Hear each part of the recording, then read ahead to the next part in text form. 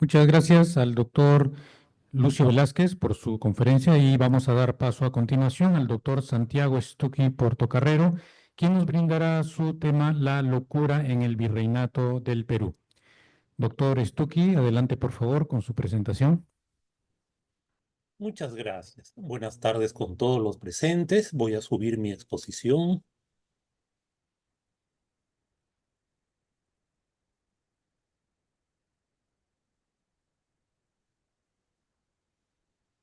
Díganme por favor si se puede ver bien.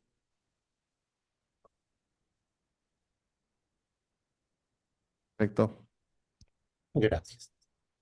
Bueno, vamos a hablar sobre la locura en el Virreinato del Perú. Y vamos a dividir esta exposición en tres partes. Primero, cómo se entendía la locura durante esta época del Virreinato del Perú. Luego, en particular, cómo fueron los procesos, de manera muy breve, claro, que llevó a cabo la denominada Santa Inquisición para determinar si una persona era punible o no. Y en tercer lugar, cómo entendió la psiquiatría del siglo XX a la locura en la época del virreinato. El virreinato del Perú comenzó, como todos sabemos, en el siglo XVI y tuvo una duración de 3 siglos. Y es un periodo bastante amplio, durante el cual las ideas no fueron exactamente las mismas, no podían ser. Por eso lo que vamos a mencionar es una cuestión breve y resumida. Al llegar el mundo hispano al mundo andino, se impuso de alguna manera, aunque no del todo, la visión europea de la enfermedad, que por un lado comprendía las ideas hipocráticas y galénicas, particularmente en lo referente a los 4 humores, y por otro lado, elementos de la medicina árabe, ¿no? Recordemos que los árabes habían estado en la península ibérica durante 7 siglos. Entonces, siguiendo con el primer subtema que hemos mencionado, vamos a revisar algunos textos de la época para saber cómo se entendía la locura. Por ejemplo, en el Tesoro de la Lengua Castellana o Española de 1611, em, esto es de Covarrubias, el diccionario de Covarrubias, podemos ver lo siguiente. El loco es el hombre que ha perdido el juicio. ¿Mm? La etimología, y la palabra loco viene del latín locus, loci, por el lugar, ¿no? Es un lugar vacío. Es decir, el loco es el que tiene la cabeza vacía, de alguna manera. Entonces, el origen, según este texto de la palabra. Y aclara también que entre loco, tonto y bobo hay mucha diferencia por causarla estas enfermedades de diferentes principios y calidades. La una de la cólera adusta y la otra de la abundancia de flema. Entonces vemos pues cómo estaba presente la explicación humoral, ¿no?, que hemos visto hace un momento, ¿no? Y también este texto nos habla de tipos de locura, ¿no? Dice, el loco atreguado es el que tiene intervalos lúcidos, haciendo treguas con la locura. En cambio, el loco perenal es el que perpetuamente persevera en la locura. O sea, algunos locos estaban constantemente locos, eran los locos perenales, y otros tenían treguas con la locura, ¿no? Intervalos lúcidos. Vuelvo a decir, el virreinato fue un periodo amplio de 3 siglos, ¿no? 3 centurias, no fue solamente algo breve. Y si avanzamos en el tiempo, pero todavía situándonos en el virreinato, nos vamos a encontrar con el Diccionario de la Lengua Castellana de 1780. O sea, algunos siglos después del anterior documento. Y acá vemos que dice, loco es el que ha perdido el juicio también, el mismo concepto, ¿no? Carece de razón y hace y dice disparate. Por semejanza se llama el sujeto de poco juicio y asiento, disparatado e imprudente. Términos que en realidad no han perdido mayor vigencia. Y la locura, dice, es la enfermedad que priva del juicio y embaraza el uso de la razón. Locura, disparate, desatino y necedad grande. La locura entonces era concebida como una enfermedad, ¿ya? Eso es algo que vamos a seguir viendo a lo largo de esta exposición. Esta imagen fue tomada en el convento de Santa Catalina, en Arequipa, y dice, tú sabes de mis locuras y mis pecados no se esconden de ti. Entonces dice que el alma está vestida de loca, montada sobre un caballo, y el amor divino oculta su rostro en señal de vergüenza.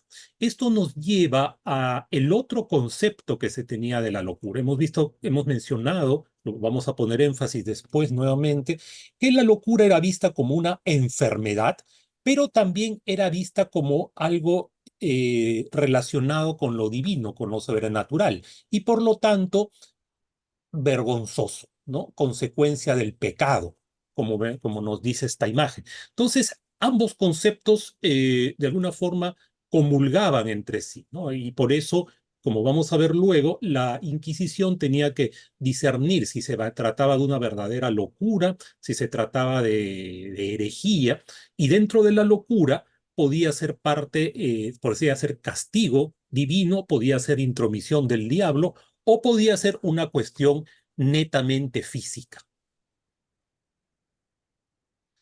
Vamos a ver algunos casos particulares. Por ejemplo, en este libro es la Corónica Moralizada del Orden de San Agustín de 1639.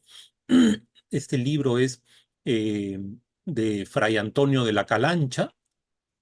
Él nos menciona el siguiente caso. Dice, el año pasado de 1631, un noble, perdón, un noble hidalgo llamado Alonso de Astudillo, estimado en el Perú por su autoridad, que desestimó siempre a los sacerdotes y honraba poco a los religiosos, fue gobernador del marquesado de Oropesa, fuese apoderando el demonio de su imaginativa porque le quitaron la gobernación y apurábale con que se ahorcase. Conocióse el infernal impulso y vivía cuidadosísima su familia porque no le ejecutase. Eh, Más adelante dice, volviendo su mujer, lo halló ahorcado de una viga y no vieron a las dos personas que habían entrado y quisieron ocultar el delito y enterrarlo, pero el obispo le mandó quemar el cuerpo porque así lo mandan las sinodales con que castigó Dios al enemigo de los sacerdotes. Este caso es particularmente interesante porque da varias explicaciones, ¿no? Por un lado, dice que fue el demonio el que se apoderó de la imaginativa de este señor y lo llevó a tener el impulso de ahorcarse. O sea, el ahorcarse era una manifestación de locura, pero de origen demonológico. Pero a la vez, al mismo tiempo, también le dan una explicación contextual, porque dice que esto fue desencadenado por haber perdido la gobernación. O sea, hay una mixtura ahí de una cuestión contextual y una cuestión demonológica. Por otro lado, bueno, finalmente se ahorcó el tal Alonso de Astudillo y vemos pues que al haberse ahorcado fue quemado su cuerpo y no pudo ser enterrado en lugar santo, porque ese era el concepto del suicidio, era algo demoníaco, algo pecaminoso. Entonces, el suicida no podía estar dentro de un cementerio, ¿no? Tenía que ser quemado o enterrado en otro sitio. Siguiendo con el libro de Fray Calancha, vemos ahora el caso del padre Fray Pablo de Castrovi, ¿no? Que le rindió la pena y la melancolía, perdió el juicio y estuvo loco 20 años. Era su locura callar, de manera que unos 2 años no alzaba los ojos del suelo pensativo. Y si hablaba algo, era decir que contra conciencia habían dejado las comunidades de paria. Entonces, este señor también había perdido un cargo que tenía y se le desencadenó una melancolía que le duró 20 años. Pero hay que tener cuidado, y lo vamos a ver luego, en no pretender que el término melancolía tenía el mismo significado que ahora. Los términos han ido cambiando su significado, como vamos a ver luego. Entonces, acá la melancolía era una forma de locura, una locura apagada, podríamos decir, ¿no? No respondía ni preguntaba cosa alguna, si bien oía con atención lo que las cosas del cielo le platicaban, ¿no? Entonces, el religioso que le daba de comer y le servía no tenía más trabajo que ponerle la comida y hacerle la cama.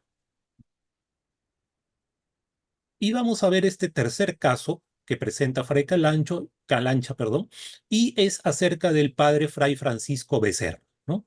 Eh, Era tan constante en la oración que se la pasaba las noches orando y estas vigilias con grandes ayunos le desflaquecieron tanto que ayudando al cotidiano trabajo que de día pasaba en la conversión de los indios, perdido el juicio, secretos de Dios. O sea, de tanto orar y poco dormir, terminó loco. Secretos de Dios, dice. Siendo furioso con las lunas, su accidente, en lo fuerte de sus locuras decía dulces requiebros a la Madre de Dios, de quien fue devotísimo. ¿Mm? Cuando acababa el accidente, o sea, cuando entraba en cierta razón, con mudanza de luna, preguntaba si había dicho algo contra Dios o su madre. Si le decían que sí, se daba crueles golpes en la boca y en los pechos y decía, sucio blasfemo, a un Dios infinito os atrevéis y a la madre de Dios. Acá podemos ver lo siguiente, ¿no? Este señor, como hemos mencionado, de tanto orar y poco dormir, se le desflaqueció y terminó loco. Y esto nos recuerda de cierta forma al ingenioso hidalgo Don Quijote de la Mancha que de tanto leer se le secó el cerebro. Es una situación parecida. Lo otro interesante es cómo se hace la asociación de la locura con la luna. Y de ahí viene el término lunático, que también es otra de las formas como se ha denominado a aquellos que perdían el juicio. Y eso lo podemos ver aquí nuevamente en el diccionario de la lengua castellana de 1611, ¿no? De Covarrubias. Dice, estar la luna sobre el horno se dice de loco cuando está con furia, que ordinariamente es en luna llena. Y ahí se toma horno por la cabeza del hombro, que es como una hornaza. Entonces le hiere de lleno. Por esta razón le llamaron lunáticos. Los faltos de juicio que con los cuartos de luna alteran su accidente. Entonces había ese concepto de que la luna influía en la locura. Volviendo a la corónica moralizada de Fray Calancha de 1639, vemos este concepto también que dice, suelen tener por verdaderas estas apariencias los enfermos de locura lupina, que los árabes llaman chatrap y los latinos melancolía confirmada. Y estos tales, aún sin engaños del demonio, burlada la fantasía, piensan que son y se imaginan perros, leones, toros y otras bestias.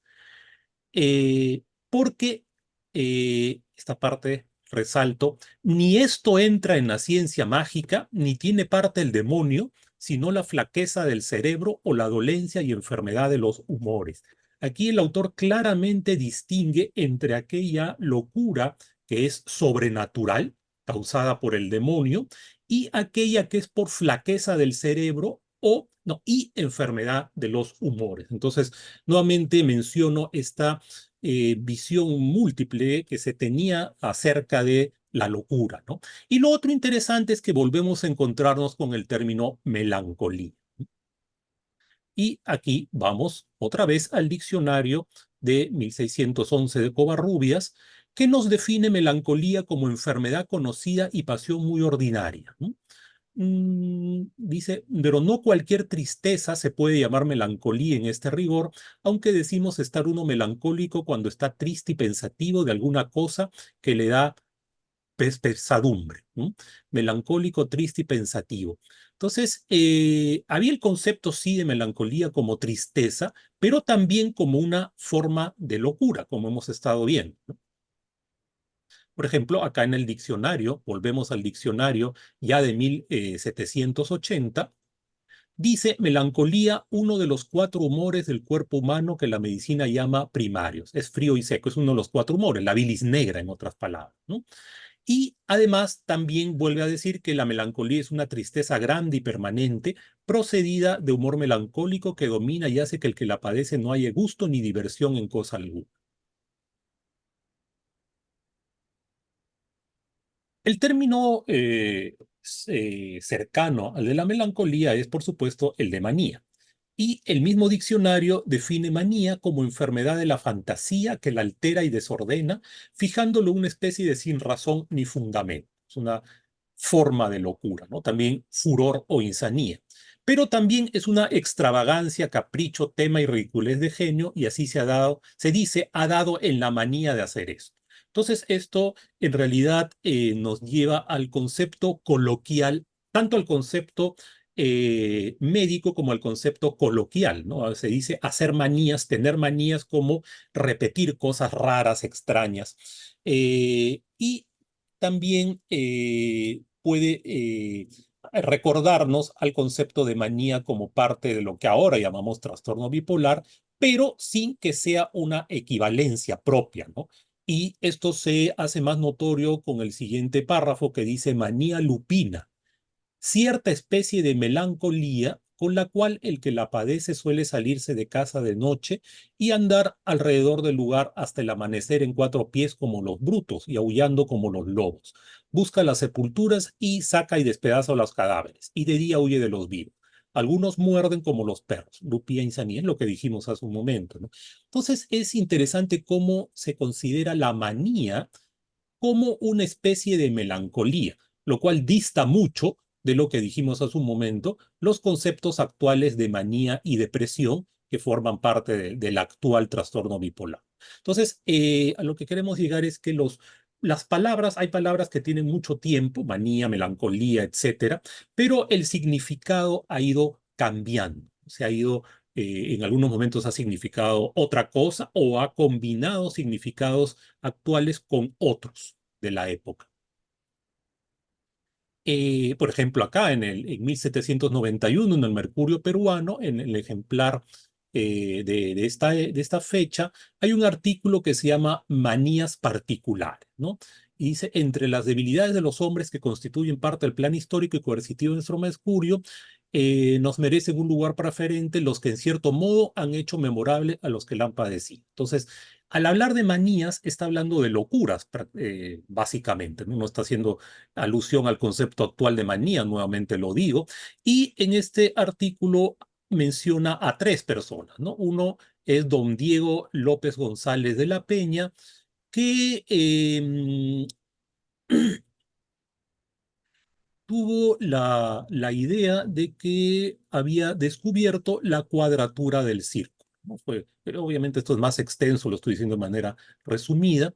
Después nos habla de don Manuel de Torquemada, que fue señor Casteldós Rius virrey, y este señor fijó la idea en la construcción de una máquina que no era más que una piedra, y la llamaba molinete, con la cual decía beneficiaría todos los metales del Perú.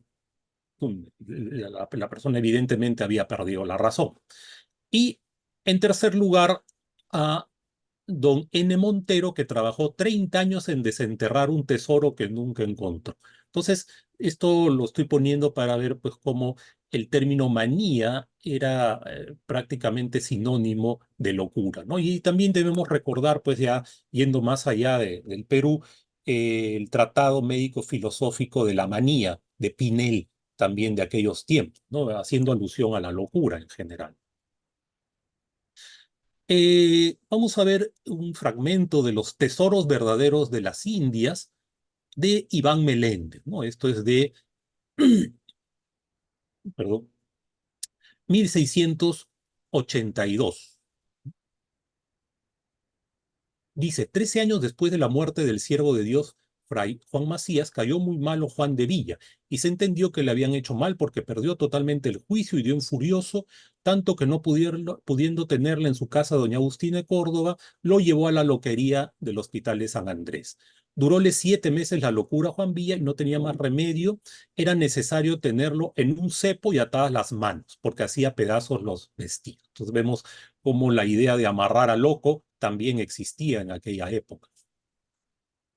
Ahora vamos a hablar sobre la Santa Inquisición, ¿no? El Tribunal del Santo Oficio, y vamos a ver algunos casos en los cuales se puso en duda la cordura de la persona acusada, ¿no? Este es un texto, un manual, un compendio de 1821 de diferentes procesos llevados por el Tribunal del Santo Oficio. En primer lugar, dice el autor, sucede a veces que por librarse de la tortura se fingen locos los reos, pero si se presume que es fingida esta locura, no se han de dejar de darles tormento. Eso más que así se conoce si es demencia fingida o efectiva, y cuando hay otros indicios, no es malo hacer la prueba atendiendo a que no resulta de ella peligro de muerte. Entonces, para los inquisidores, una manera de discernir si la persona realmente estaba loca o fingía locura era atormentarlos, era la tortura, y lo cual no considera algo malo el autor. Por supuesto, eso bajo nuestra perspectiva es bastante discutible. Y, perdón, vamos a ver ahora la historia, en la historia del Tribunal del Santo Oficio de 1887, los casos que que mencioné hace un momento.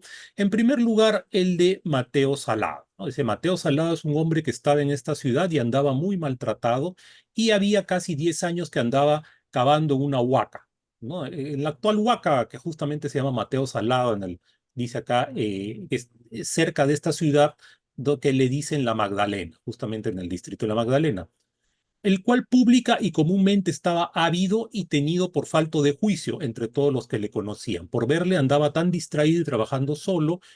eh, Vista esta testificación, se mandó prender y fue preso el 28 de noviembre de 1571. ¿Mm?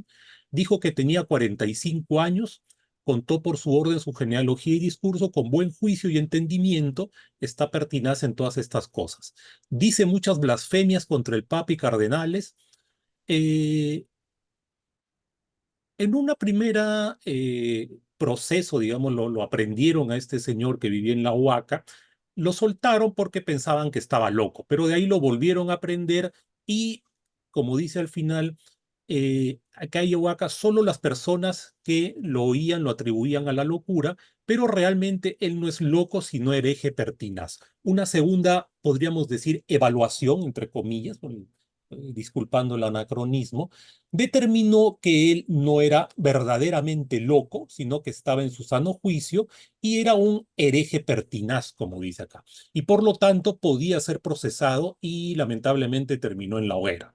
Entonces vemos cómo para la Inquisición, una de las formas, o mejor dicho, el hecho de perder el juicio podía librarlo, al menos en teoría, del castigo, porque el que realmente estaba loco no era culpable de sus actos, pero si estaba en su sano juicio, ahí sí, podía ser castigado. El otro caso es el de Francisco de la Cruz, natural de Lopera, que dice, y por hallarse muy melancólico, se le quitó un cuchillo con temor de que pudiera suicidarse, y para ver si estaba realmente loco, ocurrieron los inquisidores al singular arbitrio de que se le pusiese un par de grillos, operación que debían presenciar algunos ministros del tribunal para que informasen de las demostraciones que hiciese. Llamóse después al médico, y con su informe y el de testigos se le declaró sano y cuerdo. ¿Mm? Y concluye diciendo el autor que no cree que aquel poco despacio estuvo loco, sino que fingió la locura, como mañoso, astuto y sagaz que debe ser. Y cerca de esto de locura, nosotros siempre nos ha parecido, y ahora nos parece lo mismo, que no estuvo loco. Entonces, nuevamente, se hace la disquisición de si esta persona realmente había perdido el juicio y por lo tanto no podía ser condenado, o estaba fingiendo locura. Y para eso lo particular es que llamaron a un médico. O sea, las evaluaciones, por decirlo de alguna manera, repito, perdonen el anacronismo, lo hacían generalmente los miembros del Tribunal del Santo Oficio, pero ocasionalmente podían recurrir al médico para que contribuyera con su opinión. En otras palabras, la determinación de la locura no pertenecía exclusivamente al campo de la medicina, menos al de la psiquiatría, porque la psiquiatría ni siquiera existía propiamente, sino que era un tema que podía ser explorado por otras personas. Y ahora, para terminar, vamos al último subtema, que es el de la comprensión de la locura de la colonia bajo la perspectiva de la psiquiatría del siglo XX, ¿no? Hay que aclarar que en la época del virreinato no había psiquiatría ni había psiquiatras. La psiquiatría apareció en el siglo XIX, inicialmente como alienismo y luego ya en el último tercio del siglo XIX y en el siglo XX ya propiamente como psiquiatría como la entendemos ahora.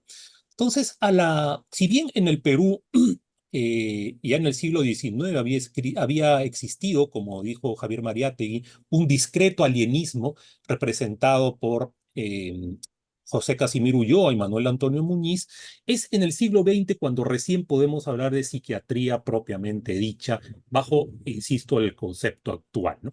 Y el primer psiquiatra al que se le llama, se le conoce como el padre de la psiquiatría en el Perú, Emilio Valdizán, escribió una obra llamada Locos de la Colonia. Inicialmente apareció en varios números de la revista médica de la Facultad de Medicina de San Marcos, pero luego fue compendiada en este ejemplar que estamos presentando acá de 1919.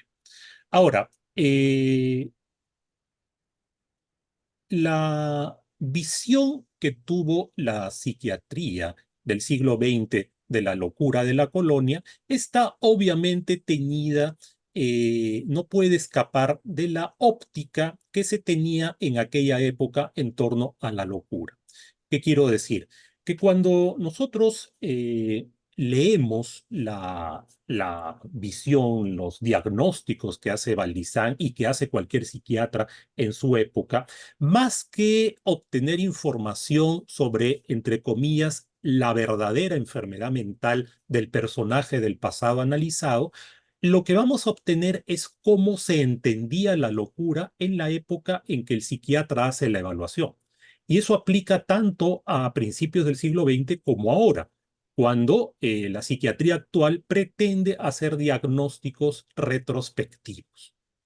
¿Ya? No vamos a entrar en detalle porque es un tema bastante amplio, pero diremos de todas maneras algunas cosas específicas sobre el tema que estamos exponiendo ahora. Por ejemplo, cuando Baldizán, a principios del siglo XX, habla sobre la locura de la colonia, lo vuelvo a decir, está imprimiendo su sello de psiquiatra de principios del siglo XX, ¿no? Su visión.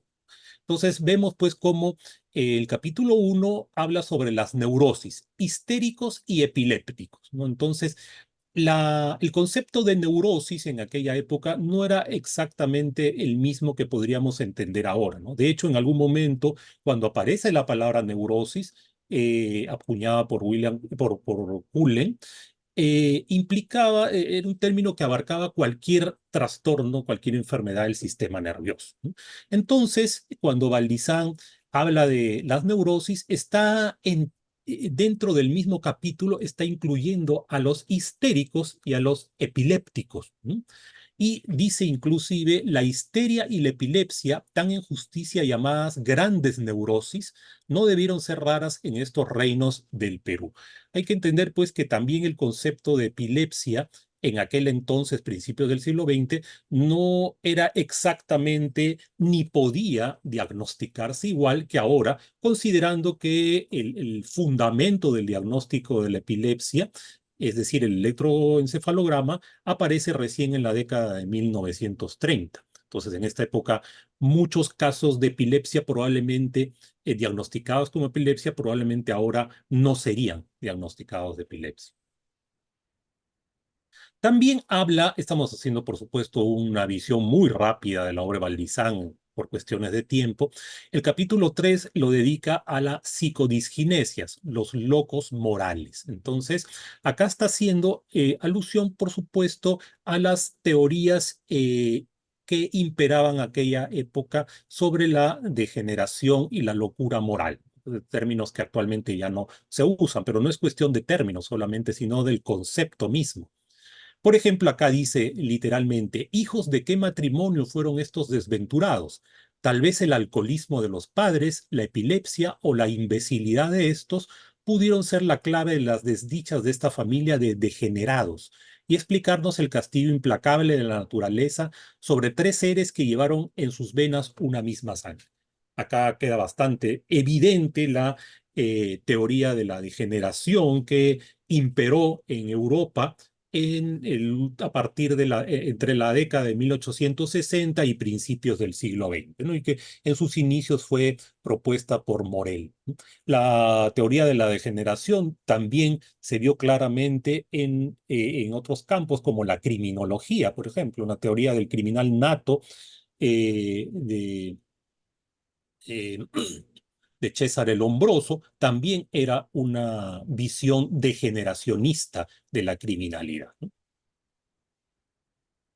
Y por supuesto también otro aspecto de la degeneración, de la idea de la degeneración, era la de la perversión sexual, ¿no?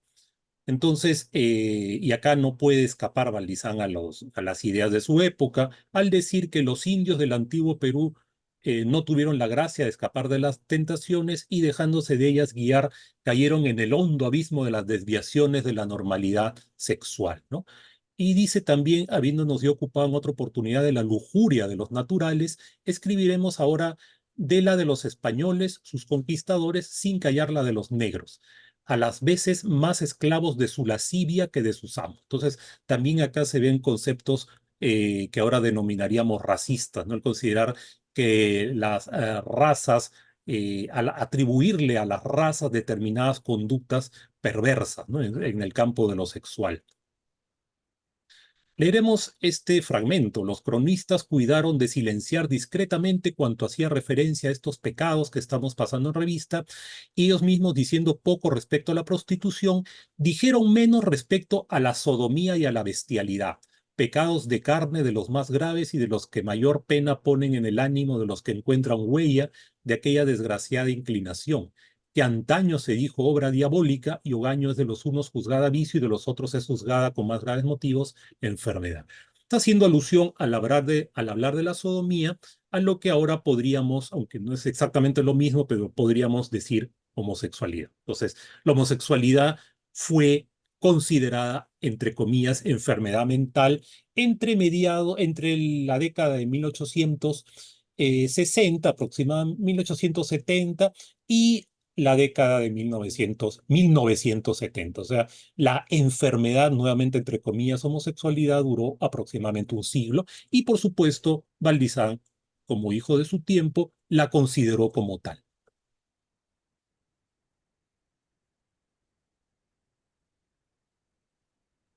Siguiendo con Valdizán, vamos a ver cómo él reinterpreta algunos de los casos que hemos mencionado hace un momento. Por ejemplo, él habla nuevamente de Astudillo, Alonso de Astudillo, aquel que por obra del demonio se ahorcó. Dice que el suicidio del desventurado ex gobernador cabe dentro de la posibilidad de un síndrome melancólico, como debió ser el sujeto al cual su esposa le dejaba solas en la casa. El delirio de Astudillo debió ser o tranquilo o depresivo para que tan tranquilamente lo abandonaran en la casa sin temor a que en su delirio hiciera daño a los demás o se hiciera daño a sí mismo como en realidad se lo hizo. Entonces, él está reinterpretando el caso de esta persona que vivió en el siglo XVI o XVII bajo su visión de psiquiatra de principios del siglo XX y le diagnostica una melancolía.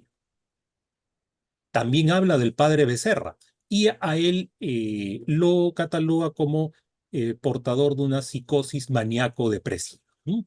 Porque dice era en la fase maníaca era enfermo, verborreico y audaz y con periodos de locuacidad, y en otros momentos más bien se empezaba a maltratar y se ponía a llorar. Entonces, lo mismo, ¿no? Vemos pues cómo se cataloga a esta persona que ya habíamos visto antes en los textos de la época bajo la nosología imperante, nosología psiquiátrica imperante a principios del siglo XX. Y también habla de Juan de Villa, ¿no? Aquel a que le tuvieron que poner cepos. Dice, en esta imposibilidad de precisar la naturaleza de la agitación de Juan de Villa, hemos optado por concederle un sitio en este capítulo de las paratimias, en el cual hayan cabida la manía y la melancolía y la llamada psicosis maníaco-depresiva. Finalmente, otro de los, por supuesto, insisto, esto es un resumen muy apretado, otro de los historiadores de la psiquiatría más importantes del siglo XX, es Óscar Valdivia Ponce, en su libro Historia de la Psiquiatría Peruana de 1964. Entonces, es interesante que para Valdivia Ponce sí era válido hablar de una psiquiatría en el virreinato, porque la historiografía previa a la década de 1960 considera que el saber psiquiátrico actual es extrapolable a cualquier tiempo y espacio, puesto que la nosología psiquiátrica tiene una esencia, ¿no? Las enfermedades mentales tienen una esencia, tienen un continuo, una invariable que es transhistórica y transcultural. Entonces, esta es la que se llama la visión antigua de la nosología médica y psiquiátrica en particular, y que se permite, por lo tanto, hablar de psiquiatría no solo en el virreinato, sino incluso desde tiempos inmemoriales, ¿no? Cosa que la perspectiva historiográfica actual no lo considera válido. Entonces, para Valdivia Ponce, también hijo de su época, en la década de 1960, se puede hacer un análisis diagnóstico de las personas que vivieron en la época del virreinato.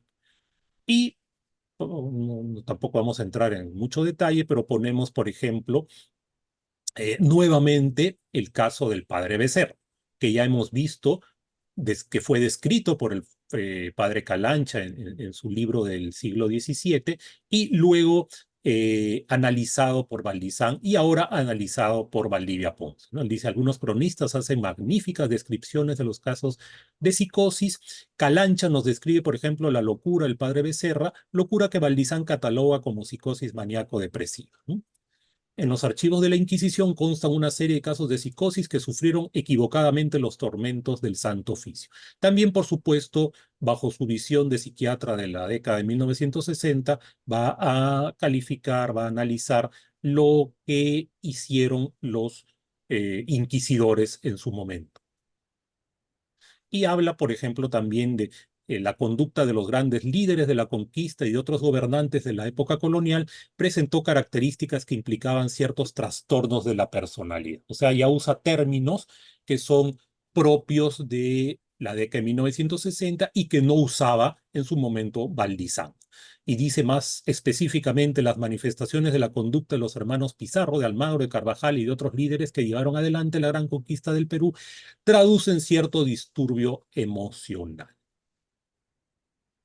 Bueno, entonces, en resumen, hemos visto pues cómo fue entendida la locura durante la época del virreinato, es decir, entre los siglos XVI y principios del XIX, desde una perspectiva demonológica, o sea, como obra del demonio, pero también como enfermedad física, ¿no? Entonces, por esta razón, los inquisidores tuvieron que discernir si quien estaba acusado frente a ellos era loco de verdad, portador de una enfermedad, o era fingido. Y finalmente, cómo la psiquiatría del siglo XX intentó explicar la locura en el virreinato, pero bajo la perspectiva de su época. Es decir, cuando la medicina y en particular la psiquiatría analizan un determinado momento histórico, nos van a revelar más que lo que realmente pasó en aquella época, nos van a revelar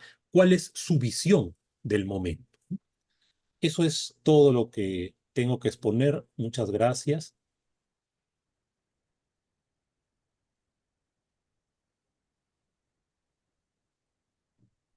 Muchas gracias, doctor Santiago Stucki, por su excelente ponencia.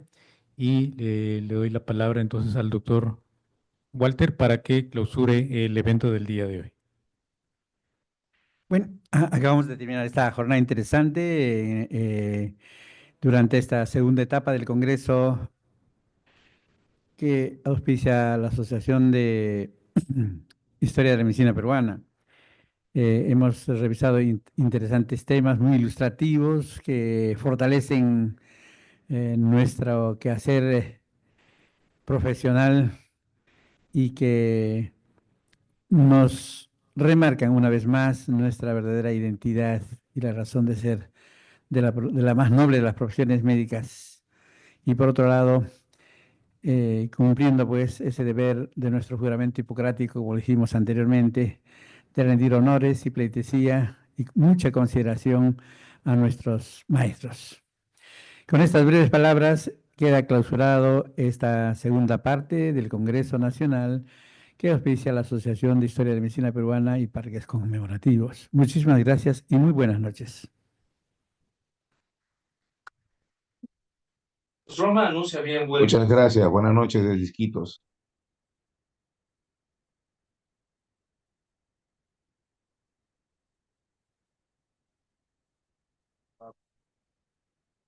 Muchas gracias a todos.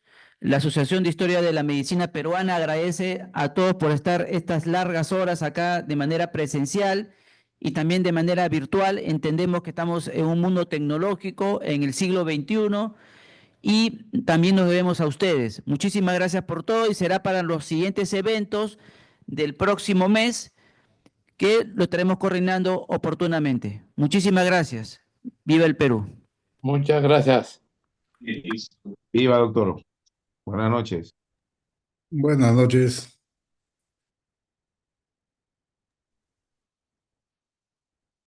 Buenas noches con todos.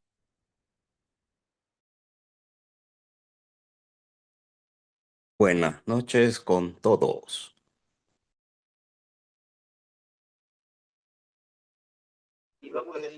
Buenas noches con todos. Muy bien, los ponentes. Santiago Stucchi, Carlos Muy bien, muchas gracias, muy interesante todas las charlas. Gracias por sus ponencias. Walter Quispe, Nos Alejandro Santisteban. Nos vemos el próximo fin de mes. Disculpa, yo me tengo que retirar, pero muy honrado de conocerlo. Muchas gracias.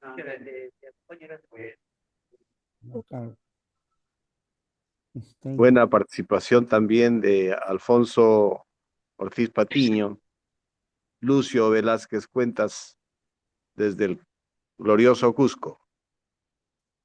Saludos a todos. Se da por concluido este evento. Abrazos.